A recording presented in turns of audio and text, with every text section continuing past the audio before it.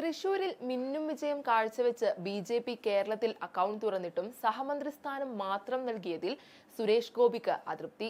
സഹമന്ത്രി സ്ഥാനം ഒഴിഞ്ഞേക്കുമെന്ന സൂചനയാണ് ഇപ്പോൾ പുറത്തുവിടുന്നത്.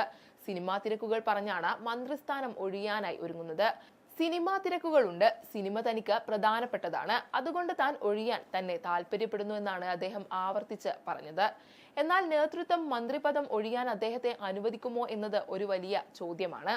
അതേസമയം സസ്പെൻസ് സിനിമകളുടെ ക്ലൈമാക്സ് ട്വിസ്റ്റുകൾക്ക് സമാനമായിരുന്നു ഞായറാഴ്ച രാവിലെ സുരേഷ് ഗോപിയുടെ ശാസ്താമംഗലത്തെ വീട്ടിലെ രംഗങ്ങൾ.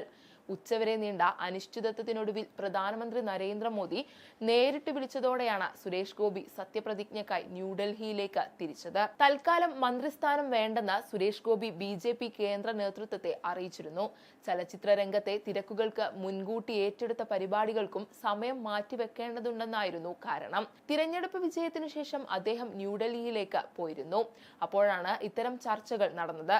ശനിയാഴ്ച രാത്രി മടങ്ങിയെത്തി. ഞായറാഴ്ച രാവിലെ 6:10 ന്യൂഡൽഹി വിമാനത്തിലും ഉച്ചയ്ക്കുള്ള 2 വിമാനങ്ങളിലും അദ്ദേഹം ടിക്കറ്റ് എടുത്തിരുന്നില്ല. ഇതോടെ പകരം മറ്റൊരാളെ മന്ത്രി പദവിയിലേക്ക് പരിഗണിക്കുന്നുവെന്ന അഭ്യൂഹം പരന്നു. ഇതിനിടയിൽ സത്യപ്രതിജ്ഞയ്ക്കായി എത്തണമെന്ന സന്ദേശം രാഷ്ട്രപതി ഭവനിൽ നിന്ന് സുരേഷ് ഗോപിക്ക് ലഭിച്ചു. എന്നിട്ടും ഡൽഹിയിലേക്കുള്ള യാത്ര തീരുമാനിച്ചിരുന്നില്ല.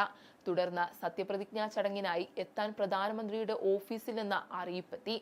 അതിനുശേഷം പ്രധാനമന്ത്രിയും അമിത്ഷായും നേരിട്ട് വിളിച്ച് എത്രയും പെട്ടെന്ന് ന്യൂഡൽഹിയിലേക്ക് എത്താൻ ആവശ്യപ്പെട്ടു. വിമാനത്തിൽ ടിക്കറ്റ് ബുക്ക് ചെയ്തില്ലെന്ന് സുരേഷ് ഗോപി അവരോട് പറഞ്ഞു. എന്നാൽ ചാർട്ടേഡ് വിമാനം ലഭിക്കുമെന്നും എത്രയും പെട്ടെന്ന് തയ്യാറാകാൻ നിർദ്ദേശം ലഭിച്ചു.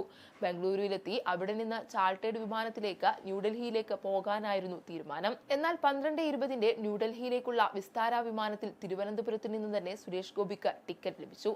11:30 ശേഷമാണ് സുരേഷ് ഗോപി യാത്രക്കായി ഭാര്യ രാധികയ്ക്കും ഭാര്യ മാതാവ് ഇന്ദിരയ്ക്കുമൊപ്പം വീട്ടിൽ നിന്ന് ഇറങ്ങിയിരുന്നത്.